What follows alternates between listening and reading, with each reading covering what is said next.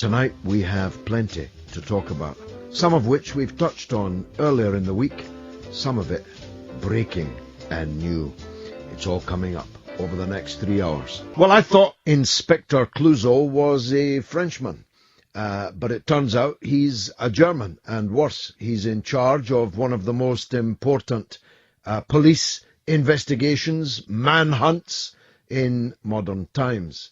The criminal mass murderer who killed 12 people and maimed dozens more, and if he could have, would have killed hundreds and maimed thousands, is still at large, still, one assumes, armed and extremely dangerous.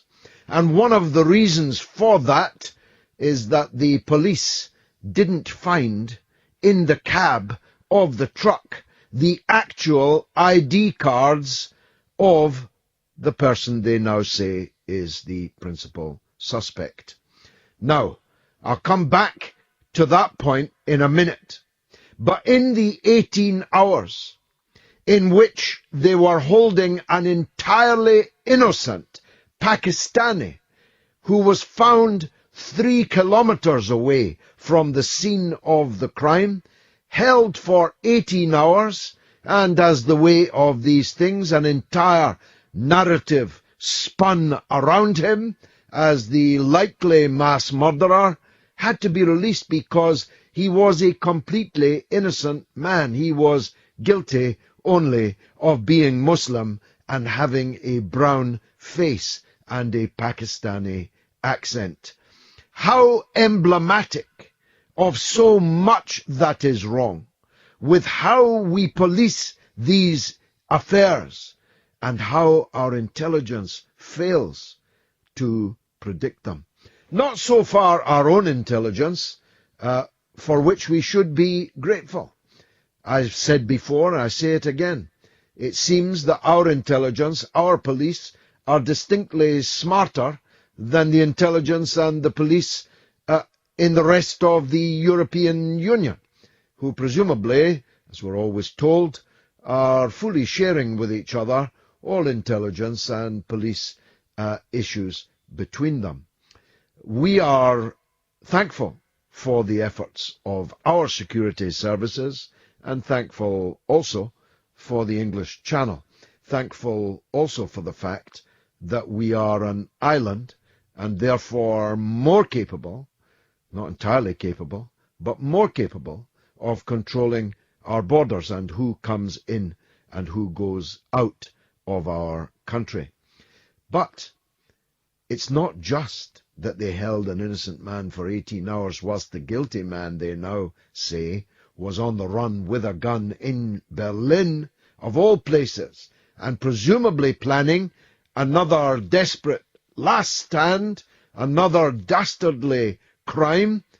Otherwise, why did he flee the scene of the crime? Why didn't he stand there and give a speech like the killer in Ankara and wait to be killed? He clearly didn't intend to die on this particular mission. Presumably, he knows he'll die in the next one, but what will the next one be?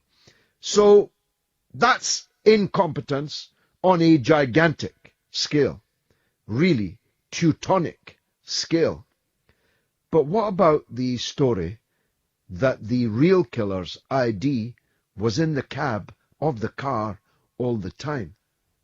Well, either that's true, in which case Clouseau is definitely in charge of this investigation, or it isn't true and belongs in the same tray as those mysterious, pristine, unsinged passports that were found a mile or so from the Twin Towers on 9/11, that were found in the rented car at Boston Airport that Mohammed Atta, the leader of the mass murderers on 9/11, had been using. I only ask because if you were about to commit an act of mass murder, would you even have your ID card on you? And if you had it on you, would you leave it in the truck for the police to find, even if it took them a rather long time to find it. Because if it's untrue, you see, it illustrates another deep flaw, sickness even, at the heart of this whole confrontation in which we are involved between the West and the so-called ISIS and Al-Qaeda and their quote-unquote soldiers that you can now expect to be popping up in European cities in greater and greater numbers over the next period.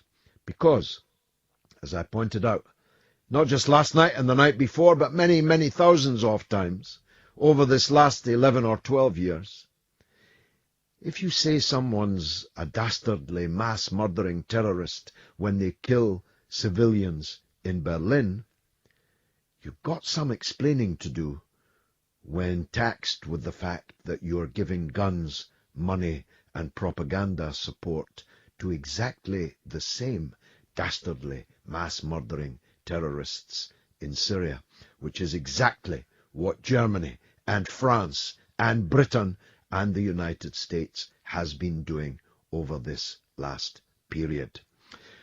So that's one issue. I've no doubt that in the course of the evening we'll get more information. If we do, we'll bring it to you. You may have a point of view on what I have said, in which case call me. But that's not the only issue that we're going to be discussing tonight. There's a by-election coming. In Copeland, in the north of England, a Labour seat held with a